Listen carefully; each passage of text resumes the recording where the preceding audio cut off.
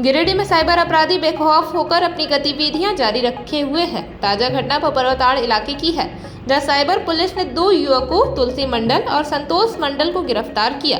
दोनों युवक अहलियापुर थाना क्षेत्र के चिकसोरिया गांव के निवासी है।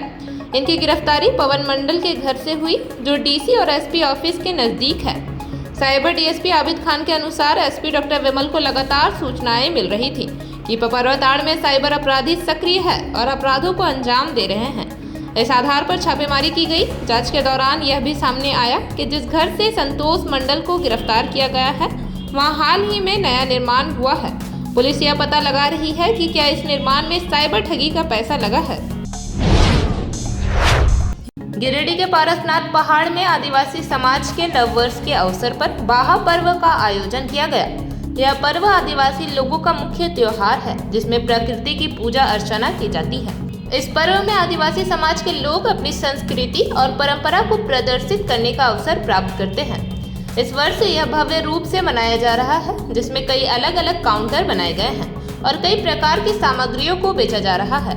आयोजक समिति के सिकंदर हेम्ब्रम ने बताया कि यह पर्व 1 माह तक चलता रहेगा और इसमें आदिवासी समाज के कई बड़े लोगों का जुटान हो रहा है। गिरिडीह धनबाद मुख्य मार्ग पर ताड़ाताड़ के समीप समाचार संकलन कर लौट रहे 2 पत्रकार सड़क दुर्घटना का शिकार हो गए।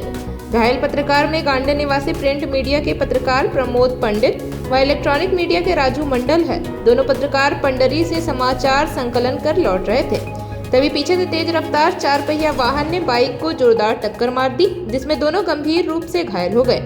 मौके पर ताड़ाताड़ पुलिस पहुंची और दोनों घायलों को सदर अस्पताल पहुंचाया गया। वहीं वाहन को कब्जे में ले लिया गया। बगौदा थाना क्षेत्र के दोंदलो मोड़ के पास रविवार शाम एक दर्दनाक सड़क दुर्घटना में 21 वर्षीय युवक नागराज साव की मौत हो गई। बेरने थाना क्षेत्र के जितकुंडी गांव निवासी नागराज बाइक से बगौदा जा रहा था, तभी उसका संतुलन बिगड़ने पर बाइक पेड़ से टकरा गई। इस दुर्घटना में युवक गंभीर रूप से घायल हो गया। स्थानीय लोगों ने उसे तुरंत बगौदा ट्रामा सेंटर पहुंचाया, जहां डॉक्टरों ने उसे मृत घोषित कर दिया। नागराज अपने परिजनों से मिलने तिरला स्थित सत्संग जा रहा था और उसने हेलमेट नहीं पहना था, जिससे सिर में गंभीर चोट आई और यही उसकी मौत का कारण बना। हादसे की सूचना मिलने पर परिजन और जनप्रतिनिधि अस्पताल पहुंचे और शोक व्यक्त किया। गांडे प्रखंड के पंडरी पंचायत स्थित पलकिया पुल के पास 40 हाथियों का झुंड पहुंचने से इलाके में दहशत फैल गई। हाथियों के आ जाने से ग्रामीणों में भय का माहौल है और लोग सतर्क हो गए हैं।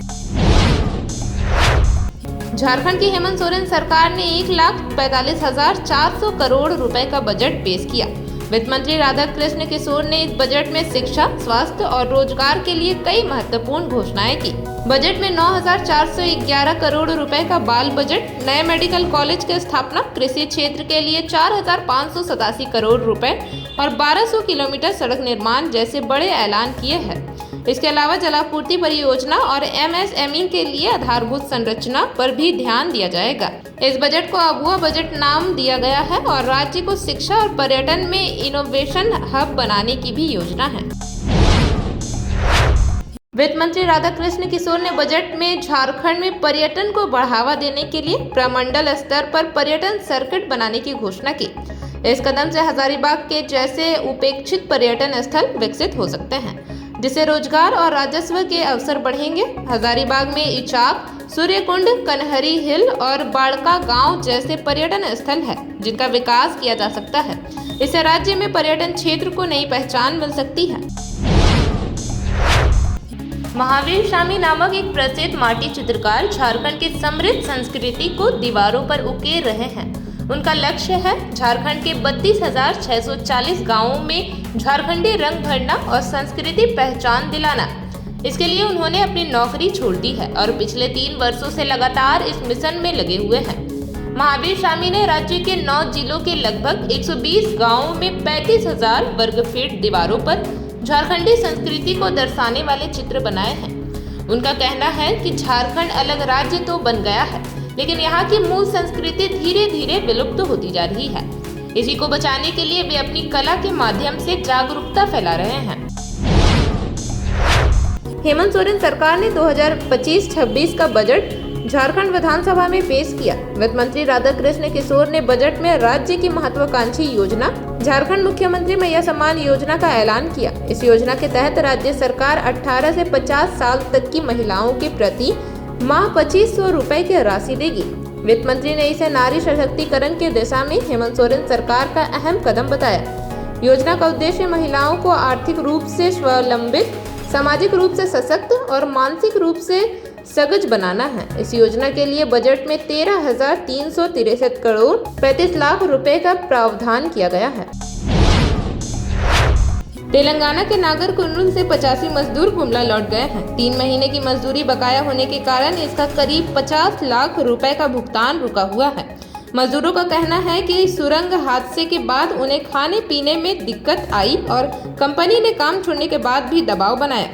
अब केवल 8 मजदूर तेलंगाना में फंसे हैं, जिनमें 4 सुरंग में और 4 रसोई घर में काम कर रहे हैं। गुमला लौटे मजदूरों ने शनिवार और रविवार को क्रमशः 60 और 25 मजदूरों के साथ वापसी की।